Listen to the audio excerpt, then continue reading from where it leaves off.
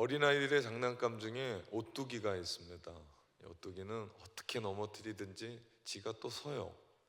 그래서 어린아이들은 이 오뚜기를 상당히 신기해하면서 좋아합니다. 그러면서 넘어뜨리고 세워주고 넘어뜨리고 세우고, 이 오뚜기를 이해하지 못하는 사람들은 다 철이 든 거고요, 이제 어른이 된 거예요. 그러니까 어린아이들이랑은 재미없는 거죠. 다 커버린 분들이에요.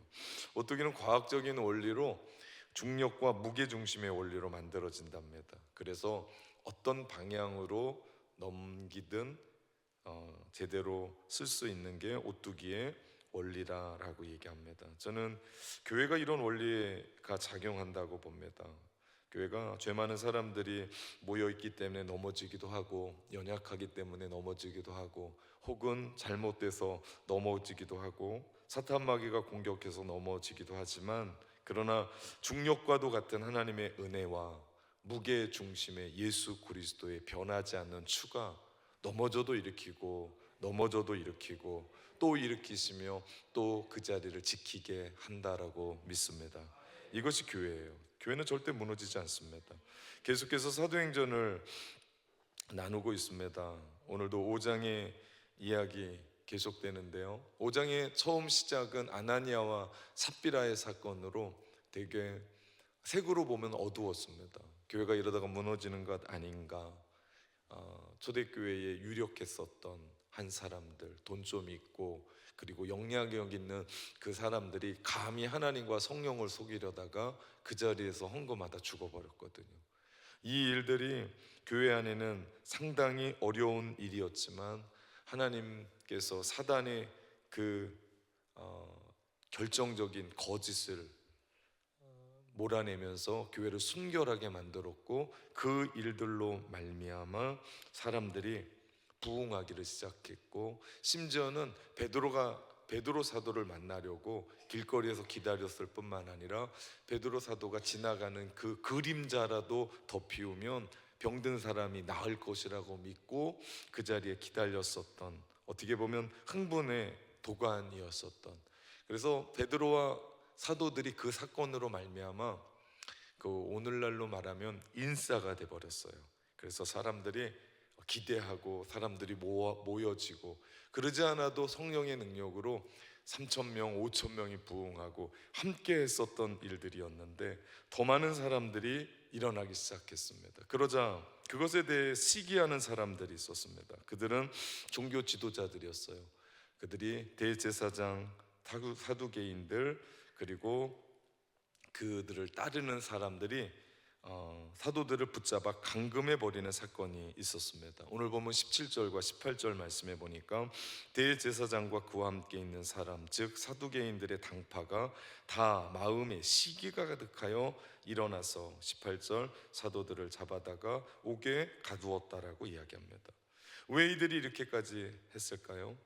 왜 그들이 예수의 이름으로 행하는 것을 무서워했고 그들에게 엄포까지 하면서 예수 그리스도의 그 이름으로 가르치지도 말고 전도하지도 말고 말하지도 말라고 엄포를 내렸을까요? 사실 그거 아무것도 아니거든요. 그들은 이미 십자가에서 예수라는 인물을 끝냈거든요. 그 이름도 끝냈습니다. 그런데 그것이 뭐라고, 그 이름이 뭐라고 그들이 이렇게 두려워할까요? 사도행전을 보면서 우리는 교회를 새롭게 배울 필요가 있습니다. 왜냐하면 지금 이 땅의 교회들이 그 예전에 교회가 가지고 있었던 원리라고 하는 그 원래 가지고 있었던 그 교회의 모습을 잊어버렸기 때문입니다. 다 잃어버렸어요. 그래서 우리가 교회의 원형을 살펴보고자 사도행전을 보고 있습니다. 교회가 무엇인지, 하나님께서 왜 교회를 만드셨는지, 우리가 그 원리를 알아야 1세기의 교회나 21세기의 교회나 다르지 않거든요. 이 원리 위에 서 있는 것이 교회입니다. 성경은요, 종말론으로 가요. 다시 말하면 끝을 향해 가고 있어요. 그리고 그것이 더 나빠지면 나빠지지 좋아지지는 않는다라는 것을 보여줘요. 오늘 선거가 끝났잖아요. 그런데 선거판이 그 옛날보다 더 혼탁해졌어요. 선거판이 무슨 공약이 하나가 없어요. 그냥 다들 무슨 심판해야 된다든지 다들 죽여야 된다든지, 정말 그 선거판을 보면 전쟁 같아요. 우리 어린아이들이 그걸 보면서 희망을 갖고 나도 뭔가를 해야겠다? 잘 모르겠습니다. 좋아지기는커녕 더 이상해졌습니다. 옛날의 사람들보다 후보자들의 학력은 올랐습니다. 옛날의 후보자들보다 그들은 더 많이 배웠습니다. 공부도 잘했습니다. 그런데 지나고 나면 그물이 그물이에요. 무슨 얘기입니까? 좋아지지 않았어요. 더 나빠졌어요. 세상의 범죄는 어떻습니까? 지금의 이 범죄는요, 그 옛날에 우리가 생각하면 몇십 년대에 생각하면 극악할 일이에요. 옛날엔 그런 범죄 없었습니다. 사람이 아무리 나쁜 짓을 하더라도 양심이라는 것이 있어서 그렇게까지 나쁜 짓을 하지 않았거든요. 우리나라가 OECD 국가에 들어갔어요. 다시 말하면 선진국이라는 거예요. 선진국이라면 강력 범죄는 없어야 되는 거 아닙니까? 그런데 세상이 어떻게 됐는지 범죄가 더 늘었고 그 범죄가 더 지능적이고 더 악랄해졌고 더 끔찍해졌어요. 그렇죠? 이건 누구나 부인할 수 없는 일이에요. 무엇을 얘기합니까? 계속해서 더 나빠지고 있다는 겁니다. 그것뿐입니까? 과학이 얼마나 발달했습니까?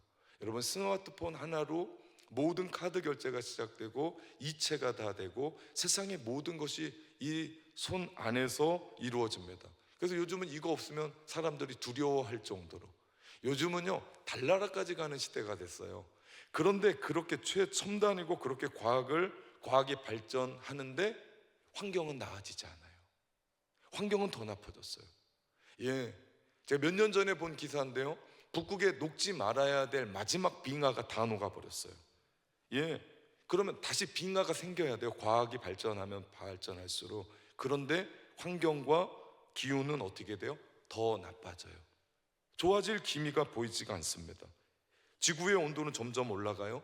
여러분, 지구의 전체 온도가 1도씨만 올라가면 큰일 납니다. 그러면서 세계의 시간표가 12시를 가리키고 그러면서 11시 56분, 57분으로 향하면서 점점점 그 위기가 종말로 가고 있는 것을 이야기합니다. 무슨 얘기입니까? 지금 세상은 끝을 향해 가고 있는 거예요. 우리는 옛날보다 더 좋아졌어요. 더 잘 먹고 잘 살아요. 근데 세상은 어떻게 가고 있다고요? 더 이상해지고 있다. 그것을 요한계시록이 말하는 거 아닙니까? 마지막을 보고 마지막을 어떻게 준비할지에 대한 말씀이 요한계시록 아니에요? 그러니까 이단들이 그 요한계시록의 대가인 줄 알고 이상하게 풀이하고 그거 가지고 말세를 준비하자고 정말 이 세상에 악한 존재, 좀먹는 그런 존재들이 된 거 아닙니까? 그래서 우리는 4월 29일부터 특별한 새벽 40일을 깨우며 요한계시록 하나하나의 부분들을 이어가면서 마지막을 어떻게 준비할 것인가를 우리는 기도하면서 말씀을 듣고 함께 나가려고 합니다. 그 마지막을 준비하는 통로가 뭔지 아십니까? 그곳이 바로 교회입니다. 그래서 하나님은 우리 가운데 교회에 대한 그 마지막을 이야기를 해주셨어요. 그러면서 초대교회가 교회가 시작됐거든요. 성령의 임재로 말미암아 탄생 자체가 충격 그 자체였어요. 안진뱅이가 나면서 걸을 수 없었던 그 한 사람이 장애인이 예수의 능력으로 일어나기를 시작을 합니다. 사도들은 뭐 배운 게 없어요. 학력이 짧아요. 그들은 거의 모두가 다 어부였고 가난했던 사람들이었고 평생 그물질했던 사람들이에요. 그런데 그들이 성령의 능력을 받고 복음을 전하는데 사람들이 뒤집어져요. 예수 그리스도가 진리다, 예수 그리스도가 길이다, 예수 그리스도가 구주다, 예수 그리스도가 하나님이시다. 그렇게 되자 사람들이 돌아오기 시작하는 거예요. 그러니 대제사장들과 사두개인들, 그들은 종교적으로 열심히 했던 사람들이에요. 열심히였으니까 그들이 종교인이 됐겠죠. 그러면서 그것을 가지고 녹을 먹으며 살아가는 그런 종교인들이 됐습니다. 종교 지도자들이 됐어요. 그런데 당시 종교 지도자들이 사도들을 붙잡아 놓고 절대로 예수를 말하지 말고 예수의 얘기도 하지 말라고 엄포하면서 그들을 가둔 이유가 뭡니까? 예수가 길이라는 것과 그들이 무슨 상관이길래? 종교 지도자들은 제자들에서 왜 그렇게 시기한 겁니까? 말씀드린 대로 종교 지도자들은 그들의 하나님께 열심 냈던 사람들이에요. 종교 지도자 정도 됐으면 어떤 일이 일어나야 돼요? 성전에 사람들이 모여야 되고, 자기가 연구했었던 그 하나님의 말씀을 사람들이 듣고 사람들이 다 존경을 해 주어야 돼요. 근데 어떻게 된 겁니까? 그들이 존경과 그 관심이 사도들이 전하는 예수 그리스도에게 뺏긴 거예요. 그러니 그들이 어떤 생각을 해요? 시기하죠. 그러니 어떤 생각을 해요? 그것을 전하고 있는 그 사도들을 붙잡아서 감금하면 어떤 일이 일어날 거다? 예수 그리스도의 이야기는 들리지 않을 거다라고 이야기를 한 거예요. 그래서 그들이 시기함으로 말미암아 그 일들을 그렇게 합니다. 여러분, 시기는요, 열심이라고 하는 어원과 똑같아요. 다르지 않습니다. 누가 시기하는 줄 아십니까? 열심 내는 사람이 시기예요. 별이 열심 내지 않은 사람은 누가 무슨 일 하든지 상관이 없어요. 종교 지도자들이 하나님에 대해서 너무나 열심 내니까 예수 그리스도가 누군지 모르고 예수 그리스도가 하나님이신데 그분을 전하는 사람들을 옥에 가두어 넣었더라. 그런데 하나님께서 그들이 그렇게 하는 것을 그냥 보시지 않았습니다. 19절과 20절 말씀해 보니까요, 주의 사자가 밤에 옥문을 열고 끌어내어 이르되 가서 성전에 서서 이 생명의 말씀을 다 백성들에게 말하라 하매. 누가 움직이셨습니까? 하나님이 움직이셨어요. 직접 개입하셨어요. 주의 사자는 하나님께서 보내신 천사를 얘기합니다. 하나님께서 당신의 사자들을 보내셔서 사도들을 갇힌 옥문에서 끄집어내셨어요. 옥문을 부신 것도 아니에요. 옥문에는 손을 대지 않았어요. 신비한 방법으로 그들을 끄집어내서 다시 성전으로 가서 말씀을 전하라고 하십니다.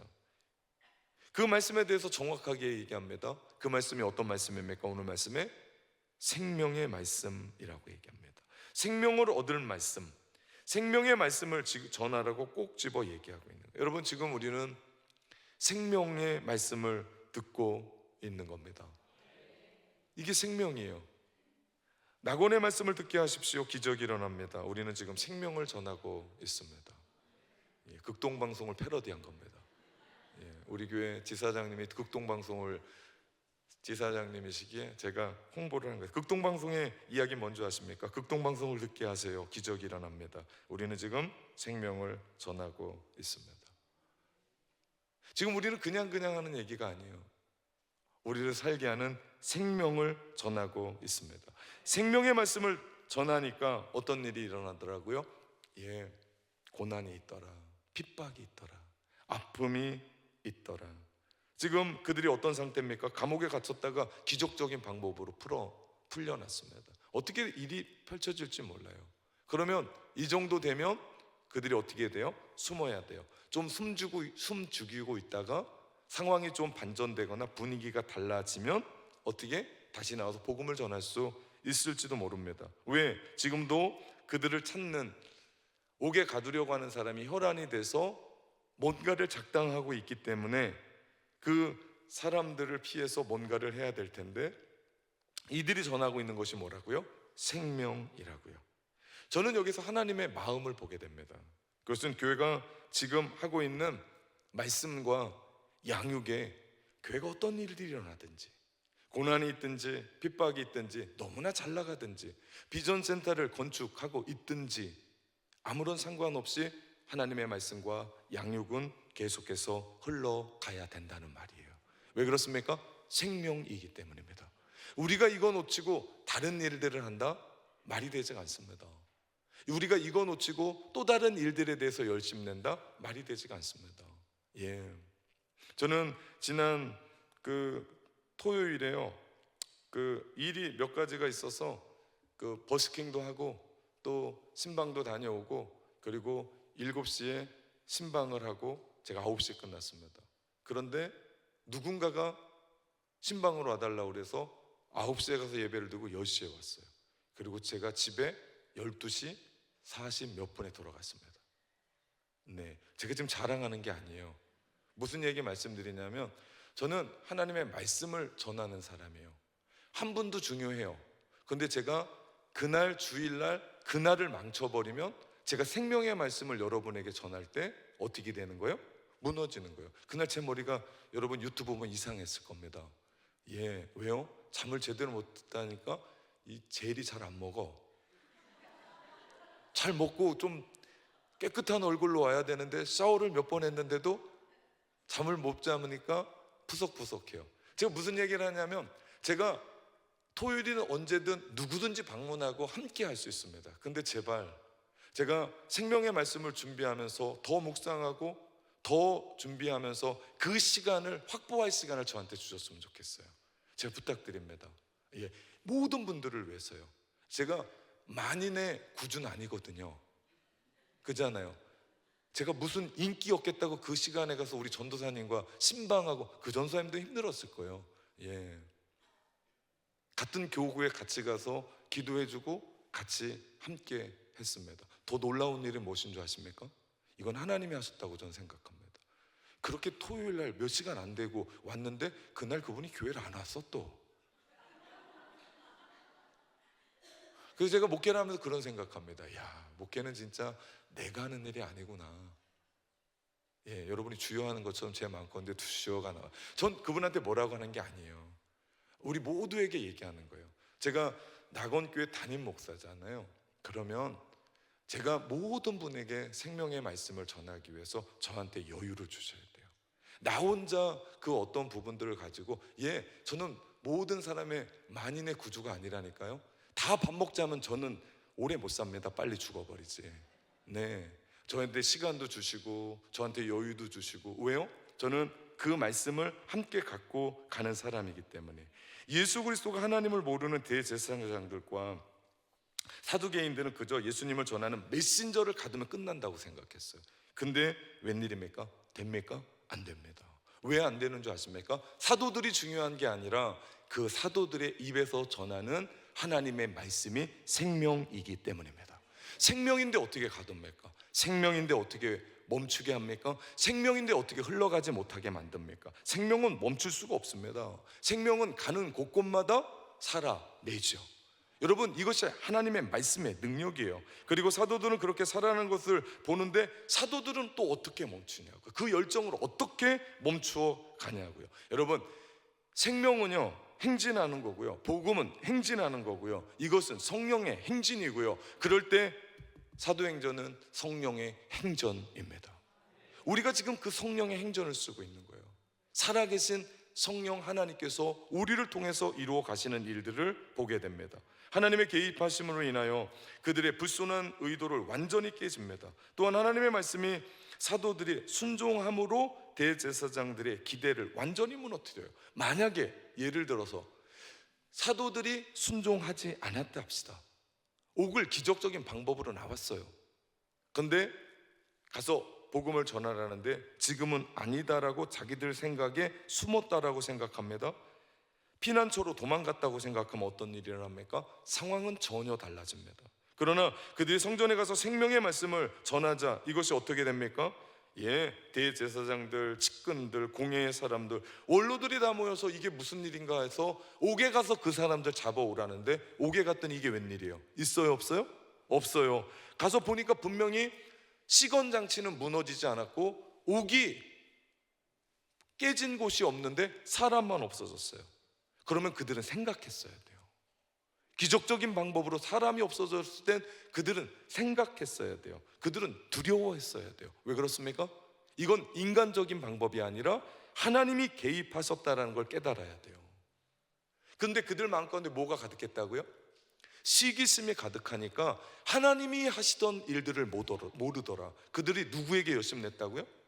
하나님께 열심 냈어요. 근데 그 열심이 너무 지나치게 너무 크니까 뭐가 안 보이는 거예요? 하나님의 역사가 보이지 않는 거예요. 그들이 만약에 조금 띄어져서 조금 거리를 두고 이 일이 어떻게 된 일인지에 대한 부분에서 눈을 뜨고 그들이 새로운 방법으로 그 일들을 모색했다면 그들은 분명히 하나님 앞에 회개하고 그 정확한 상황과 그 상황에 대한 일들을 파악하면서 정황을 파악하면서 그들은 주님께 돌아왔어야 됩니다. 그러나 그런 일들은 없었습니다. 사도들은 주님의 말씀에 순종하는 일은 죽음도 두려워하지 않는 모습을 보여줘요. 이것이 성령 충만한 자들의 모습이에요. 예, 주님이 우리 가운데 말씀하실 때 예, 예스 하면서 그들은 달려나갑니다. 그들에겐 두려움이 있을 수가 없어요. 처음엔 두려웠어요. 성령을 만나기 전에는, 그들에게 성령이 임하기 전에는 예수 그리스도를 죽인 예루살렘이 무서웠습니다. 예루살렘의 종교 지도자들이 무서웠습니다. 그래서 그들은 마가다락방에서 문을 꼭꼭 잠궈놓고 기다릴 수밖에 없었습니다. 그러나 그들이 성령 충만을 받게 되자 그들에겐 두려움이 없었습니다. 그러면서 복음을 전하는 거예요. 그러자 종교 지도자들이 그들을 다시 불러 잡아들였습니다. 그러면서 26절, 성전 맡은 자가 부하들과 같이 가서 그들을 잡아왔습니다. 근데 이번엔 어떻게 됩니까? 강제로 못하면 백성들이 돌로 칠까 두려워함이더라. 분위기가 역전됐어요. 분위기가 달라졌습니다. 그러면서 다시 붙잡아서 그들에게 얘기합니다. 왜 예수님의 이름으로 가르치고, 왜 예수님의 이름으로 말하고, 왜 예수의 이름을 전하냐.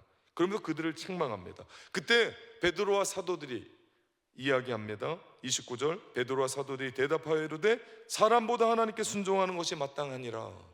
그들의 대답은 심플했습니다. 간단했습니다. 사람보다는 하나님입니다. 우리는 사람의 이야기가 아니라 하나님의 말씀을 들을 겁니다. 베드로와 사도들의 이야기는 사람의 말은 쓸데없다는 얘기가 아니에요.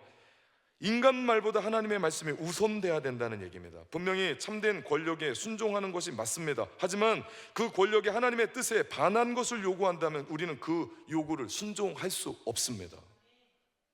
우리는 오늘 선거를 했어요. 그런데 안타깝게도 이 지역이 미는 한 당이 동성애법을 찬성해요. 차별금지법을 적극적으로 맵니다. 전 그거엔 반대입니다. 여러분, 저는 설교 가운데 정치 발언 안 합니다. 누군가 와도 소개하지 않습니다. 뭐 후보로 왔다고 하니까 인사 한번 시키라는 거지, 그 측근들 따라온 사람들 인사시키지 않을 겁니다. 왜? 제가 누군가 와서 여기서 인사한 거 봤습니까? 아닙니다. 이 자리는 하나님을 예배하는 자리입니다. 하나님만 높이는 자리입니다. 그리고 저는 절대 정치적인 발언 안 합니다. 그러나 하나님의 말씀의 기준에 입각해서 우리 성경을 반대하고 우리 성경의 가치를 위배한다면 우리는 아닌 거 아닙니까? 우리가 그 당에 속하기 전에 우리는 이미 하나님께 속했고, 하나님께서 우리 가운데 말씀하시는 그것 거짓이고 그것 하나님의 법에 위배된다면 제가 말할 수 있는 거 아닙니까?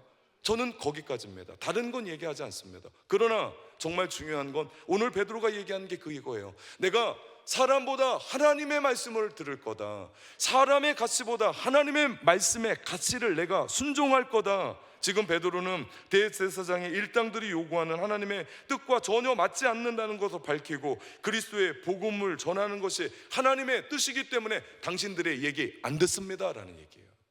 이게 베드로와 사도들의 결정적인 얘기입니다. 오히려 베드로는 대제사장의 일당이 무슨 죄를 저질렀는지를 확신하게 전합니다. 30절과 31절입니다. 너희가 나무에 달아 죽인 예수를.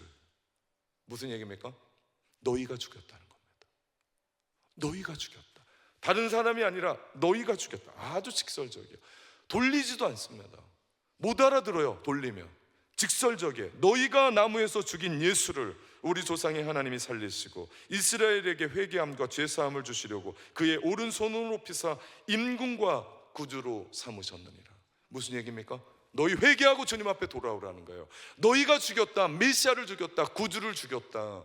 지금도 늦지 않았다. 회개하고 죄사함을 받으라. 주께로 돌아오라. 이것이 생명의 길이다. 그래서 못 박습니다. 32절, 우리는 이 일의 증인이요 하나님이 자기에게 순종하는 사람들에게 주신 성령도 그러하더라. 아멘. 오늘 32절의 말씀이에요. 사도들은 예수님의 죽으심을 직접 본 증인들입니다. 그들은 부활을 직접 봤어요. 승천도 봤어요. 그리고 나서 40일 계셨다가 10일 후에 오순절에 마가다락방에 성령이 임합니다. 그러면서 그들은 성령님과 함께 그 기적의 현장, 역사의 현장에 있었습니다. 그러니까 그들이 고백할 수밖에 없는 거예요. 여러분 어떻습니까? 여러분 예수 그리스도의 십자가를 통해 구원받았습니까? 주님의 부활의 현장을 목격하면서 오늘을 부활의 현장으로 살아갔습니까? 성령께서 오늘도 여러분의 인생을 이끌어 갔습니까? 저는 그런 줄 믿습니다. 오늘 여러분의 삶이 성령의 능력으로 기름 부은 삶이고, 그것 때문에 예배가 예배되고 우리가 한번 예배 드려보자고 이 자리에 온 사람은 없어요. 오늘 선거날 휴일이라니까요. 날씨도 오늘 진짜 좋았다니까요.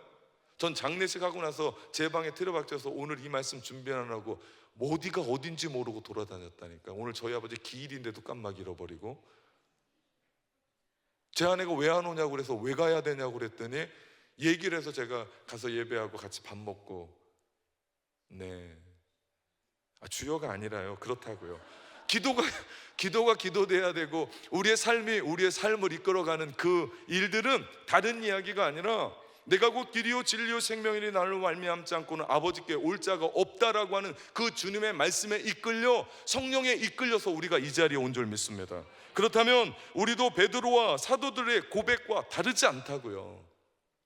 동일한 고백이 우리 가운데 일어나야 된다고요. 제가 오늘 있는 이 말씀 30절부터 32절까지에 있는 말씀을 아주 쉬운 성경의 말씀으로 읽어보겠습니다. 우리 선조들이 하나님께서 여러분이 십자가에 매달려 죽인 예수를 다시 살리셨습니다. 그런 후 하나님께서는 이스라엘 백성들이 회개하고 죄의 용서함을 받도록 하시려고 예수를 높이시어 자신의 오른편에 앉으시고 우리의 왕이요 구주로 삼으셨습니다. 우리는 이 모든 일의 증인입니다. 또한 하나님을 따르는 사람들에게 하나님께서 주시는 성령도 그 일의 증인이십니다. 우리 낙원의 성도들도 이 일의 증인인 줄 믿습니다. 우리 낙원의 성도들도 하나님을 하나님으로 그렇게 믿는 줄 믿습니다. 예수 그리스도의 부활을 믿습니다. 성령이 우리 가운데 우리의 삶을 이끌어 가시는 줄 믿습니다. 맞습니다. 우리는 사도행전의 성도들이고 사도행전의 교회인 줄 믿습니다. 그럴 때 그 교회가 핍박 속에서도 부흥하게 되더라. 기독교 역사에 보면요, 교회가 부흥할 때 세 가지 일들이 일어나요. 첫 번째는요, 부흥을 일으키실 때의 일이에요. 첫 번째는요, 복음이 처음 전파될 때, 특별히 선교지에 이런 일들이 많이 일어납니다. 특별히요, 개척교회의 일들이 일어나요. 근데 사단이 얼마나 개척교회에 대해서 무시를 했으면 사람들이 개척하면 안 된다고 얘기해요. 아니에요. 하나님이 처음 시작할 때 하나님이 부흥을 일으키세요. 그걸 알 수 있는 게 뭐냐면요, 처음 예수를 믿고 교회에 다니는데 기도하면 족족히 이루어져요. 이게 신기해요. 이게 무슨 얘기냐면 이게 부흥이거든요. 처음 교회에 대한, 그렇다고 우리 교회가 뭐 50년 돼서 부흥 안 일어난다 이런 얘기는 아니에요. 하나님이 처음 시작하는 그곳에 부흥을 일으켰더라. 우리 사도행전의 예루살렘 교회가 처음 교회 아닙니까? 성령의 능력이 임하자 그 교회가 부흥하기를 시작해요. 우리 교회 복음이 처음 들어왔을 때도 그랬어요. 중국에서 복음이 들어오고 일본에서 복음이 들어오고 우리 그 선교사님들이 가지고 복음이 들어올 때 우리 교회, 한국 교회가 그 어떤 곳보다 정말 놀라운 복음의 역사가 일어났었던 곳인 것을 봅니다. 또 다른 경우요, 하나님께서 한 세대의 영적인 타락을 구원하시기 위해서 대부흥을 일으키세요. 이때가 부흥을 일으키실 때입니다. 한 나라, 민족, 그리고 지역들을 뒤바꾸며 일어나는, 이상하죠? 대부흥은 최악에서 일어나요. 어느 정도 기도가 차고 어느 정도 뭔가 이러면 뻥 하고 부흥이 일어나면 되잖아요. 왜 그런가 봤더니 이건 사람이 하는 일이 아니에요. 여러분, 부흥은요 절대 사람이 할 수가 있는 일이 아니에요.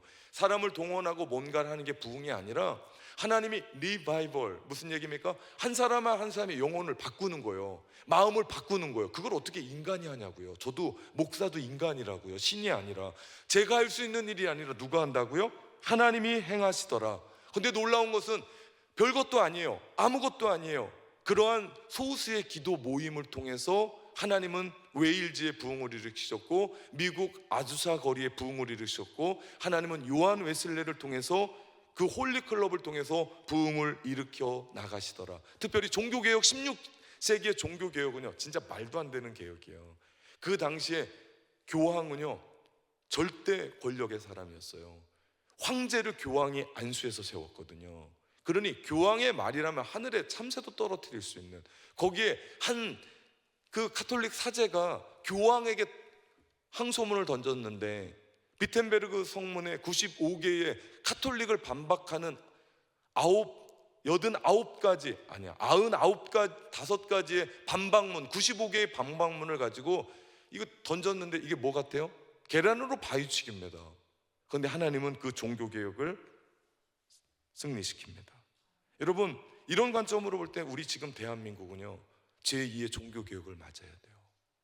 정말 하나님 앞에서 납작 엎드려서 하나님, 이때 하나님께서 이 일들을 이루어 주십시오. 제가 기도하는 것은요, 제가 하나님이 목포로 불러주셔서가 아니라, 목포 오니까 정말 대단해요.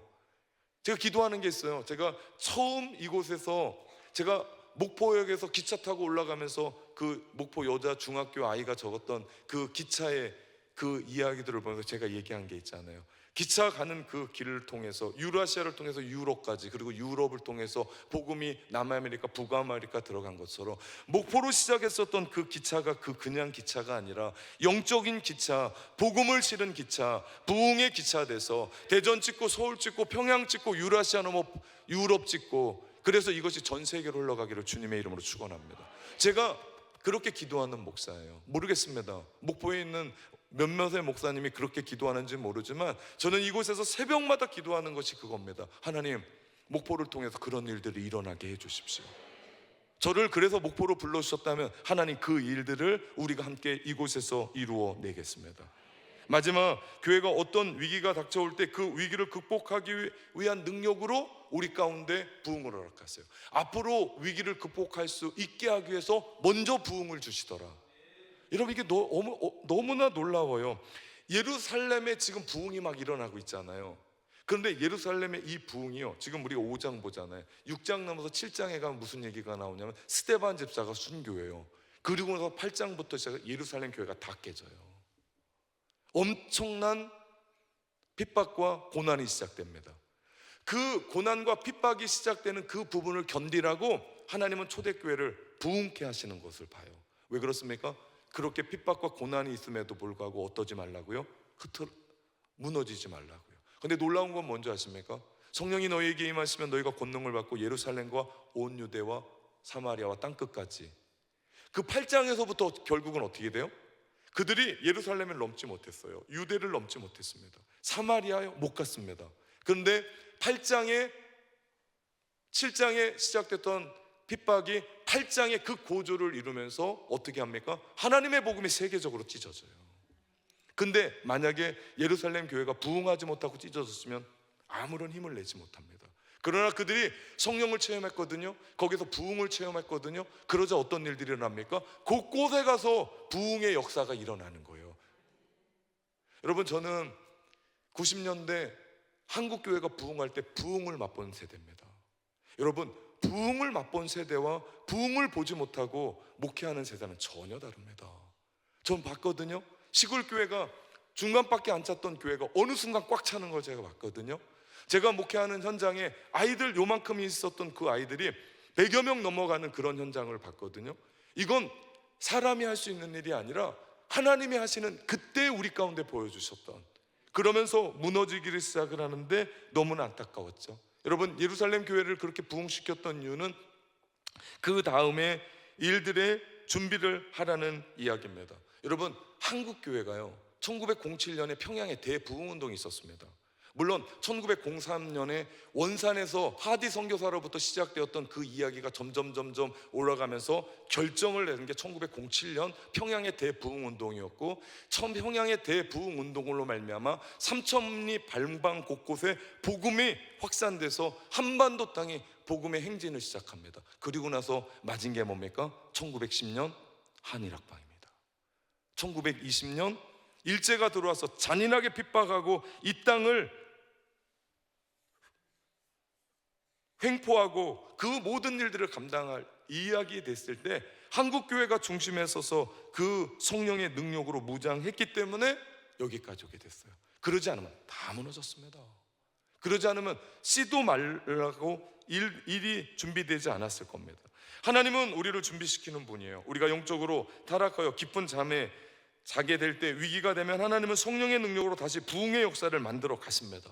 우리에게 어떤 위기의 역사, 위기의 어려움이 있을 때 하나님은 그 어려움의 파고를 통해서 우리로 하여금 깨우치시고 거기서 무너지지 않게 하시고 우리를 다시 살리신다고요. 그렇기 때문에 여러분, 부흥의 파도는 우리가 저지할 수 없는 거예요. 바닷가에 윈드서핑하는 사람들을 보면요, 그냥 잔챙이 파도는 넘깁니다. 그거 타봤자 그 해변부터 열심히 이렇게 헤엄쳐서 거기까지 왔는데 잔챙이 파도가 다 넘어지면 아무것도 아니거든. 가장 큰 파도를 기다립니다. 그들은 파도를 맞서지 않아요. 그들은 파도를 탑니다.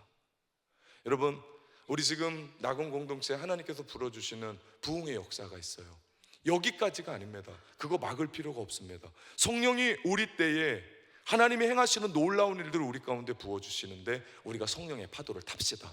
그리고 그 일들을 통해서 하나님이 우리 공동체를 어떻게 세우실지, 더 놀라운 건요, 우리가 비전센터 세우기도 전에 하나님이 그 전초의 얘기를 하면서 왜 우리를 통해서 이 땅을 깨우며, 왜 우리를 통해서 한국 땅을 향해요, 왜 우리를 통해서 계속해서 믿음으로 그 열차의 영적인 행진을 하게 하셨는지에서 눈을 뜨고 하나님이 우리를 사용하신다라고 이야기할 때, 우리 안에 하나님, 우리가 여기 있습니다. 우리를 사용하여 주옵소서. 생명의 말씀이 우리 안에 있습니다. 그 생명의 말씀이 강같이 흘러가게 하여 주옵소서. 부흥의 때입니다. 이 부흥의 때 지금 모든 사람이 어렵다고 그래요. 저보고 제가 이런 얘기하면 미쳤다고 얘기할지 모릅니다. 그러나 제가 볼 때는 부흥의 때입니다. 이때 한국교회가 일어나지 않으면 다시는 못 일어날지도 모릅니다. 이때 어렵다고 하는 이때 우리가 치고 나가야 돼요. 이때 우리가 하는 것이 아닙니다. 성령이 우리 가운데 능력 줄 때 두나마이 우리는 할 수 있습니다. 내가 우리 거 가지고 하자는 게 아닙니다. 우리 가운데 뭔가 있는 거 가지고 하자고 그러면 우리는 지쳐버립니다. 그러나 하늘로부터 우리 가운데 부어주시는 무한한 능력이 있으니 성령의 능력으로 낙원의 성도들이여 일어납시다. 사랑하는 성도 여러분, 담대하게 아멘. 우리 함께 기도했으면 좋겠습니다. 우리 결단의 찬양, 우리